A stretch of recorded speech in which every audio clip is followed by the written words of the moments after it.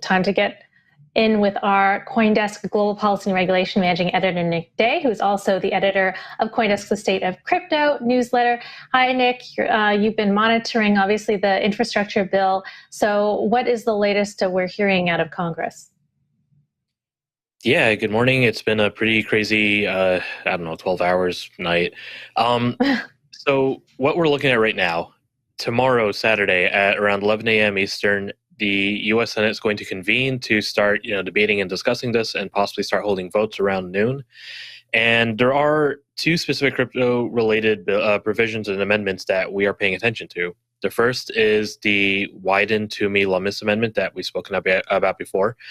This would create some exemptions in a crypto provision in the infrastructure bill that would allow, miners, node validators, software developers, parties that are non-custodial, non-broker type entities to be exempt from the crypto provision, the infrastructure bill that would otherwise require them or potentially require them to fill out broker-specific reporting forms for the IRS.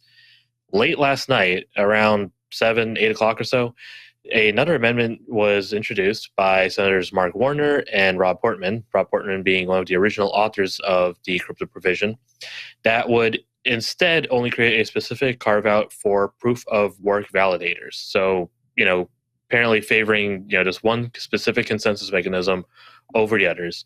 And it would appear that the White House is in support of this more narrow provision. They released a statement last night saying we support this amendment over the other one.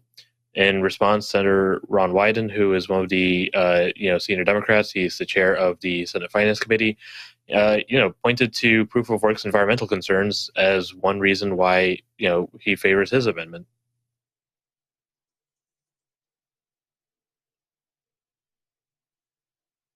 Oh, sorry. Yeah. Nick, what do you, so do you think that, how did this proof of work thing actually happen? Is it just that people don't really understand? Because it kind of contradicts this idea of bringing environmentally friendly mining to the United States. So how did this weird amendment happen? Was it just a mistake or an oversight, or was it just kind of people are basically horse trading in this infrastructure bill and nobody really thought about the potential ramifications? It could be any combination of that. I haven't seen anything definitive at this point, but I think one of the leading theories is that the original authors of the provision, which again, this is a bipartisan bill negotiated by Senator Portman and with the White House's support. Maybe that they just wanted a more narrow carve out, and that's where they landed. It is questionable, whether or not they thought through the full ramifications. I couldn't say at this point, but the fact that it is a very specific, narrow, targeted exemption kind of supports that theory. So, Portman, what's going on with him? Really, are you hearing anything? What's his axe? I mean, what's going on here with him that he's coming up with all these I don't want to say wackadoodle stuff, but it's kind of out there. So if I had to speculate, I'd say a good chunk of this just comes from the fact that this infrastructure bill was supposed to be paid for through the provisions within its pages.